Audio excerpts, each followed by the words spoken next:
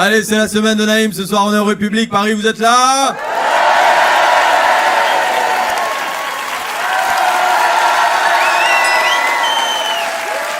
Qu'est-ce qui s'est passé là? Hein? J'ai breaké une semaine, j'éteins la télé, je rallume, Manuel Valls. Ah! Mais qu'est-ce qui s'est passé? Mes filles, elles me demandent pourquoi tu l'aimes pas. Je lui dis, je ne me rappelle même plus pourquoi je l'aime pas. C'est Pavlov, Manuel Valls. Se foutent de notre gueule, sans déconner, quoi. Tu vois, l'autre, il a pris une tolo législative, il a fait un score moins élevé que Bernard Pichou. Vous voyez, c'est qui Bernard Pichou? Non, c'est le mec qui a fait plus que Manuel Valls. Après, il s'est dit, putain, mais je me souviens, moi, mais je suis espagnol. Il est parti à Barcelone, il lui a dit, arrache ta race, sinon tu vas finir en chorizo. Mais ça m'étonne pas qu'il reprenne, tu vois, l'autre il devait être là, mordre les mollets de tout le monde. Donne-moi quelque chose, donne-moi. Et tiens, prends un steak, allez, là. Ça me rappelle quand on faisait les parties de foot à l'école, tu sais, où il y avait les capitaines, ils choisissaient les équipes, ils prenaient du meilleur au dernier, et à la fin il en restait un, Manuel Valls, tu vois. Et là tu dis, vas-y, prends-le toi. Non, prenez-le vous, nous on est 12, vous êtes 9, prenez-le. Je préfère être 9, franchement je préfère être 9. Non, bah vas-y, viens, Manuel Valls, allez, bah, je joue, bah mets-toi devant, derrière, non, mets-toi là, derrière la ligne là, mais c'est pas sur le terrain, voilà, outre-mer, casse-toi, dégage.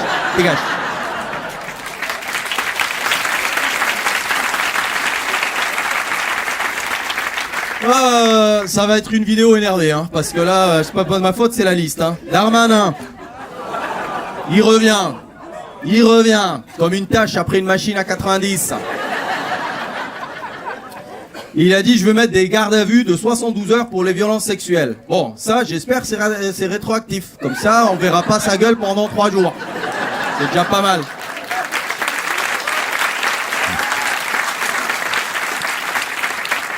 Donc là, il a fait l'intérieur, je sais pas combien d'années, et maintenant, il dit, bon, bah ça y est, maintenant, on va s'occuper du trafic de drogue. Mais qui y croit encore à ces conneries? Même les dealers, ils sont là. C'est lui le ministre de la Justice. 2025, on va doubler le chiffre d'affaires, tonton. Waouh, appelle Ricardo, dis-lui doublados, là, commandados, là, dis-lui. Lui, il va nous arrêter, le gnome, là, Darmanin, c'est en 2 mots, non? Ouais. Je vous laisse un peu de temps,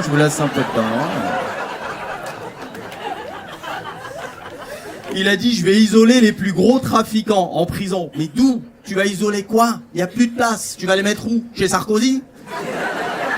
Venez, bonjour, il y a de la place. Carla, tu ramènes des bracelets pour tout le monde? On va échanger sur nos techniques. Et il a précisé, hein, il a dit les 100 plus gros trafiquants, on va les isoler. Les 100 piles, tu vois, le 101e, ouf, j'étais à 2 barrettes de shit. Parce qu'ils leur apprennent ça, les nains, en fait. Ils leur apprennent, ils disent, plus tu donnes des chiffres précis, plus derrière tu peux dire de la merde, ça passe, tu vois. Vous vous rappelez Macron, hein, laissez-moi 100 jours, je me donne 100 jours pour apaiser le pays. C'était il y a 2 ans. Après, là, il y a 3 semaines, il a dit, allez, il reste 30 mois pour avant la fin de mon mandat. 30 mois, faites-moi confiance, j'ai des idées dans ma besace. Manuel Valls, Bayrou, qui dit mieux?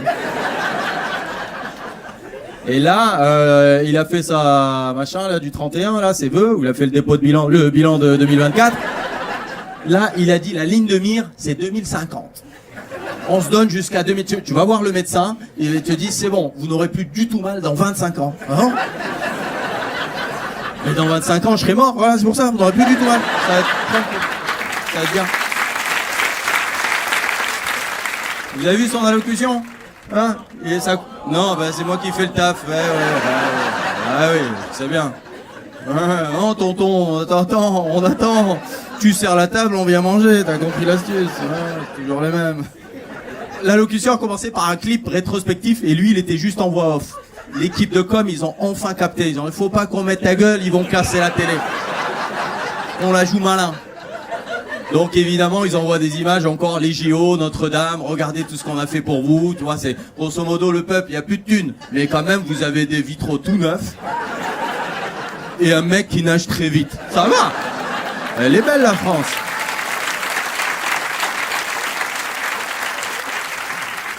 Et puis après Bioman, moitié homme, moitié robot, Elisabeth Borne, moitié tortue, moitié Peugeot 404. Vous l'avez vu à Mayotte? Elle parlait avec deux profs, les pauvres, ils étaient au bout du rouleau, ils disaient, y a plus d'eau, c'est la galère, c'est machin. Elle avait pas d'argument, ils continuent de parler. Elle a rentré la tête dans la carapace, demi-tour la 404. T'es là, mais tu m'es crevé lui les pneus. Incroyable. Donc Elisabeth Borne, ministre de l'Éducation nationale. Déjà les gosses, ils savent plus lire, ils sauront même plus trouver la classe maintenant. Voilà. Elle-même, elle a dit, c'est vrai que je ne suis pas vraiment spécialiste du sujet. Ah bon? Ils osent même plus mentir, ils le disent, non mais je suis une merde. C'est le seul métier où t'arrives et tu dis, alors moi, je suis pas ouf. Très bien, c'est exactement ce qu'on cherchait. Vous êtes embauchés. Hein? Et là, 10 000 balles par mois, retraite à vie, pouvoir s'acheter de la laitue et des joints de culasse, la tortue 404. Je suis pas spécialiste, elle va aller à l'école. Allez les enfants, 49 x 3. Allez, merci Paris, à bientôt, force à vous.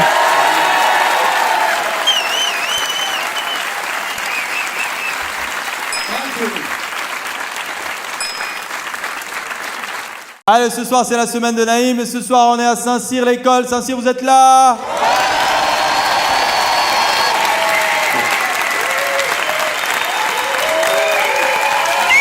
Bon, cette semaine, Macron, hein?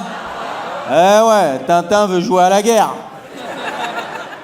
Il a entendu, il est fou. Il a dit, je n'exclus pas d'envoyer des troupes. Mais est-ce que tu vas inclure de fermer ta gueule à un moment donné? Il est psy, c'est pas possible. Il est psy. Vous avez vu ce qu'il a dit aux autres pays? Il a dit, il faut pas être lâche. Les autres, il a dit, ouais, faut pas être lâche. C'est pas pour ça qu'il faut être con non plus, imbécile. Il va l'avoir, sa guerre mondiale, hein. Et les équipes, ça va être vite vu, hein. Ça va être tout le monde contre nous. Voilà. Moi, nous contre tout le monde, je me fais naturaliser tout le monde, hein. Je te le dis, hein. Et alors, si tu as encore des doutes sur le fait que ce mec, c'est une grosse truffe, quel chef de guerre annonce au monde entier sa stratégie? Qui fait ça? Bon les gars, on contourne et on passe par la Pologne. Comme ça, ils nous voient pas arriver. Chut. Et Poutine, on va contourner, on va rentrer par la Pologne. Comme ça, tu nous vois pas. Oh non, je l'ai dit. Oh, je l'ai dit. Oh zut. J'étais à 2 doigts de la victoire. Zut. Et alors, attends, il y a mieux, hein. Pour parler stratégie, tu sais qui l'a appelé? Hollande. Vous avez pas bien entendu? Hollande. On va aller à la guerre en scooter, c'est ça l'histoire? Il appelle Hollande. C'est comme si Didier Deschamps avait un problème et il appelle Raymond Domenech. Allô? J'ai un problème en défense, je fais quoi? J'appelle Estelle Denis pour lui demander un mariage? Je fais quoi? C'est une vanne à l'ancienne, celle-là, hein. Et il sait même pas de quoi il parle. Il dit, je vais envoyer des troupes. Mais quelles troupes? Ils sont 4. Par rapport à la Russie, l'armée de France, c'est une équipe de volleyball, sans les remplaçants. Je te jure, il n'y a personne. Et puis tu les vois des fois, les militaires, tu sais, à la gare. Ils sont 2-3. Groupe de 2-3. Militaires. Ils marchent. À la gare. Petit militaire. Bon. C'est pas Rambo, hein. C'est plus la guerre des boutons, hein. Je suis désolé, hein. Tu les mets en short, tu dis qu'est-ce qu'ils font là, les scouts de France? Ils cherchent Jésus à la gare ou quoi, là? Je te jure, j'en ai vu un l'autre, il avait 14 ans, l'autre. Il avait la main sur la gâchette, il dit, ouah, il va se tirer dans le pied. Je te jure, il va se tirer dans le pied. Ah, je te jure, tu dis, ça va être une connerie. Et puis moi, ce que je comprends pas, c'est qu'ils sont à la gare pour choper des terroristes par surprise. Pourquoi ils sont en kaki?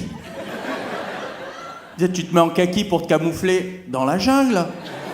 Là, t'es garde d'Austerlitz. Déguise-toi en Samsonite. Là, les terroristes, ils vont dire, putain, elle est grosse cette valise, là. Oh, c'est un militaire. Oh, ils m'ont piégé. Oh, ils sont trop forts. Je leur donne un petit tips, tiens. Alors après, si, on a le bouton atomique. On a le bouton atomique. Est-ce qu'il marche? On peut se poser la question. Je rappelle que l'armée, c'est un service public. Donc on peut se poser la question. Est-ce qu'il marche? Et même s'il marche, L'autre, il va vouloir appuyer. La secrétaire va dire, alors avant d'appuyer, il faut remplir le formulaire CERFA 522. D'accord, monsieur le président? Non. Et puis là, ah ben non, on est mardi, là. Il est 15h30. Ben c'est le week-end, faut repasser lundi. Poutine, il attendra.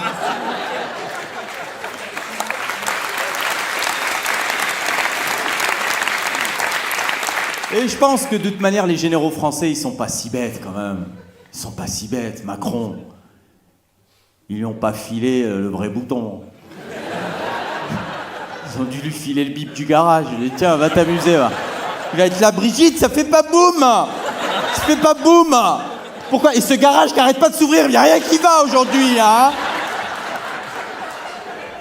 Bon, là, pour finir, accrochez-vous. Vous savez, le Sénat a adopté un texte pour financer la guerre avec nos livrets A. Vous savez ça? Je te jure. J'ai vu ça, je suis allé sur Amazon, j'ai tapé guillotine. Bon, y a pas. Vous savez, la capoeira, ça a été inventé par les esclaves parce qu'ils avaient l'interdiction d'apprendre à se combattre, à combattre. Du coup, ils ont camouflé ça en danse.